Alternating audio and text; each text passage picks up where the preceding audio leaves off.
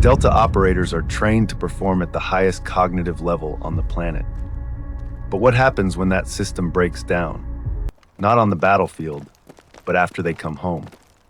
There's a protocol that was developed inside special operations specifically for that moment. It was never released to the public, and it works at a neurological level that most performance coaches don't even know exists. In the next 8 minutes, I'm going to show you exactly what that protocol is, the brain mechanism behind why it works, and how anyone, not just operators, can use it to restore the kind of focus and mental clarity that modern life has been systematically stripping away from you. Stay with me, because this one goes deeper than anything the self-help industry has ever shown you. Let me tell you about a pattern that shows up over and over inside the special operations community, and then I want you to tell me if it sounds familiar. An operator spends years training his brain to perform under the most extreme cognitive load imaginable. Split-second decisions, environmental chaos, sensory overload, and he handles all of it. His brain adapts. It learns to cut through noise and access what operators call signal, pure, directed cognitive output under pressure. Then he comes home. No mission, no threat, no structure. And within months, sometimes weeks, the same brain that performed flawlessly in a combat environment starts to fracture.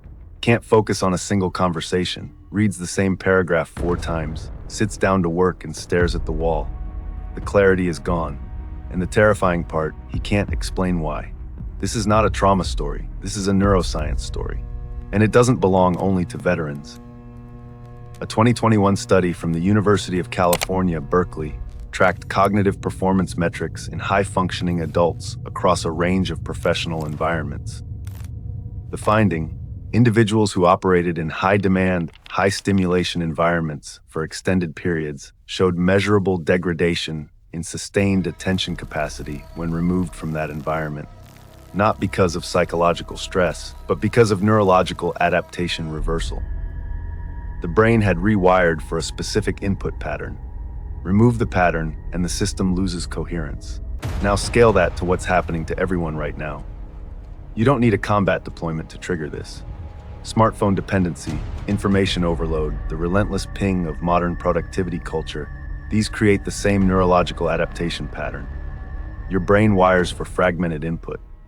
And then when you need deep, sustained focus, for work, for decisions, for anything that actually matters, the hardware isn't configured for it anymore. They identified this inside Delta. They called it signal collapse. Before I go further, drop a comment and tell me what city or state you're watching from, and whether this pattern sounds like someone you know. I want to hear from you. Signal collapse. That's the internal term special operations cognitive specialists use to describe the moment when a high-performance brain loses its ability to access directed cognitive output, not from damage, but from frequency misalignment. Here's the mechanism. Your brain's ability to sustain deep focus is directly tied to a specific brainwave frequency, theta, 4 to 8 hertz.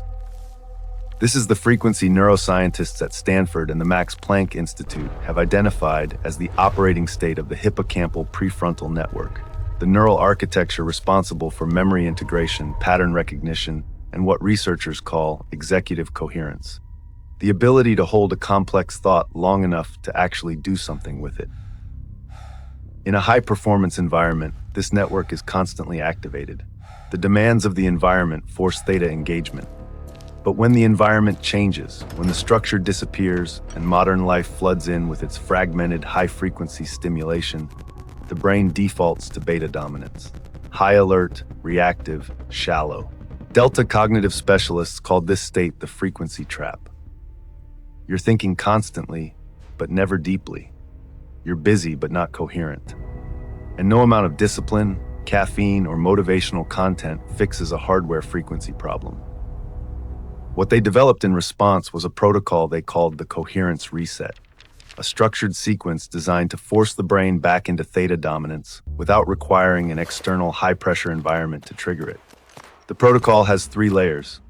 First, sensory reduction, deliberately removing high-frequency input stimuli to stop feeding the beta dominance loop.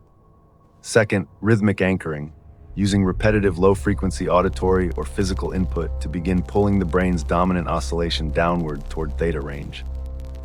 Third, directed attention loading, introducing a single focused cognitive task during the transition window to lock the theta state and begin rebuilding the hippocampal-prefrontal coherence pathway. This is the part that separates it from meditation. Meditation asks the brain to go passive. The coherence reset asks the brain to go active, but active in theta, not beta. That distinction is everything. DARPA-funded research from 2008 confirmed that the hippocampal-prefrontal pathway shows measurable strengthening after as few as 7 to 10 sessions of deliberate theta entrainment. The neural architecture doesn't just reset, it rebuilds. The signal collapse reverses, and the focus, clarity, and cognitive coherence that felt permanently lost begin to return. Now here's the practical question. How do you actually execute layer 2 of that protocol? The rhythmic anchoring step, without access to a special operations cognitive lab.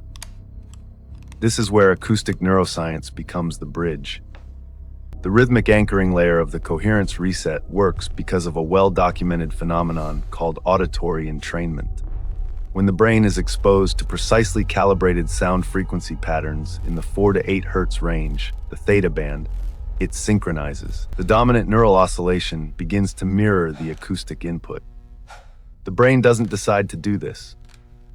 It's an automatic neurological response, the same mechanism that makes your heart rate slow when you listen to certain music.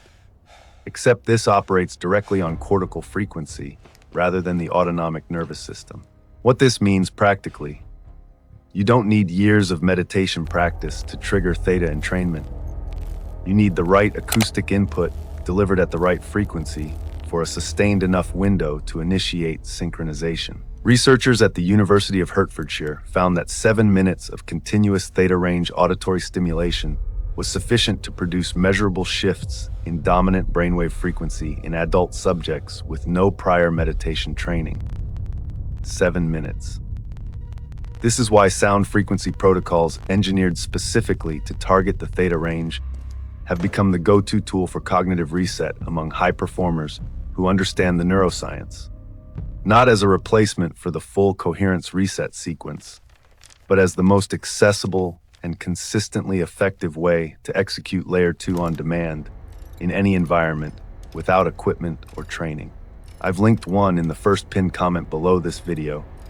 It's 7 minutes. The research behind the frequency engineering is solid, and it's the closest civilian equivalent to what the auditory anchoring layer of the Delta protocol was designed to accomplish. Check the pinned comment if you want to go deeper. But understand the larger picture first. Signal collapse is not a character flaw. It is not laziness. It is not something you push through with more willpower. It is a neurological frequency problem, and it has a neurological frequency solution. The operators who figured this out weren't smarter than you. They just had access to the science before it was public. Now you have it too. The only difference between where your brain is right now and where it's capable of operating is a frequency. And frequencies can be changed.